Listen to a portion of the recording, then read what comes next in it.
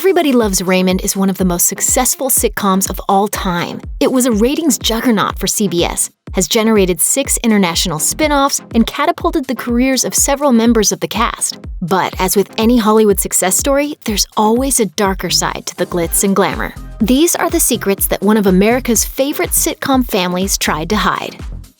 Salary standoff. In 2003, Ray Romano negotiated a 1-year deal that made him the highest-paid actor on television, earning $1.8 million per episode. As the star of the show, Romano had always been paid much more than the rest of the cast. But in light of his record-breaking Season 8 raise, the rest of the cast, particularly Brad Garrett, seized on an opportunity to renegotiate their own contracts. What happened was Garrett refused to show up for the taping of the first episode of the season and demanded a raise, according to the Washington Post. Patricia Heaton, who played Ray's wife, quote, called out sick, and both Doris Roberts and Peter Boyle, Romano's TV mom and dad, followed her lead. The message was clear, but Garrett also made it a point to say that there was no ill will toward Romano from the rest of the cast. My wallet is so big because forgot to pay the rest of the cast. The network quickly came to the bargaining table and offered raises to the cast, as well as lucrative back-end deals that cut them in on syndication profits worth an estimated $20 million per actor. Unpaid wages. Even though she played the perpetually overworked and underappreciated matriarch of the Barone household, Patricia Heaton apparently didn't see the irony in allegedly requiring her part-time assistant to work more hours than she was supposed to. I work very hard to keep the house up and running. And I guess I feel, kind of unappreciated. According to TMZ, Heaton's ex-assistant, Jennifer Lee, filed a lawsuit in 2009 seeking unpaid wages in the amount of $7,425, plus overtime and additional expenses. Lee claims Heaton fired her after inquiring about the unpaid wages, and also alleges that she was told by Heaton that her child was becoming a problem because of the work schedule. It's unclear what ultimately happened with the lawsuit, but if any of Lee's claims are even remotely true, it would be pretty bad considering that $20 million syndication bonus the actress was earning. Loss of a cast member.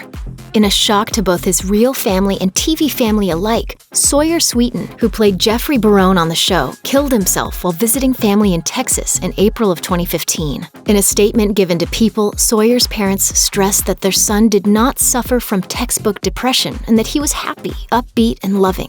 His mother, Elizabeth, elaborated in an interview with Larry King. Over the course of those 8 days, if he felt, suicidal, and both times, I had asked him and his dad had asked him, and both times he said no. But during a later appearance on the Dr. Oz show, both Sawyer's twin brother, Sullivan, and his mother shed some additional light on Sawyer's struggles.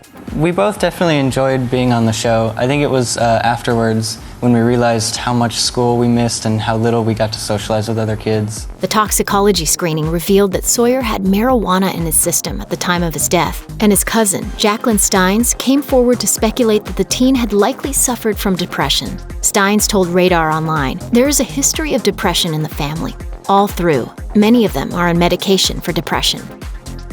The secret divorce.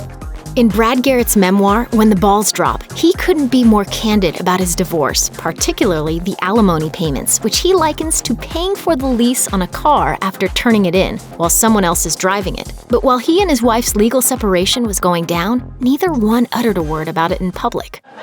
It's all for the best. I'm much happier now than I used to be. According to USA Today, Garrett and his ex-wife, Jill Diven, even kept the secret from their own families until just days before the news of their split hit the press. Managing to completely avoid any tabloid interference, Garrett and Diven each maintain that there is no ill will between them. Garrett said, "Our number one focus is our kids and parenting. We will always be friends because we will never be single parents. We will always be two parents." That's a nice sentiment, especially for the kids, although Garrett almost never stops joking how much money the divorce cost him. Lost a house, a couple cars. Been divorced. Improper theater conduct. Though comedy veteran Fred Willard didn't have a huge part on the show, he made his role as Robert Barone's father-in-law memorable, racking up 3 Emmy Awards in only 14 total appearances. And that's why his arrest in an adult theater in 2012 makes seeing him in Raymond reruns that much more embarrassing.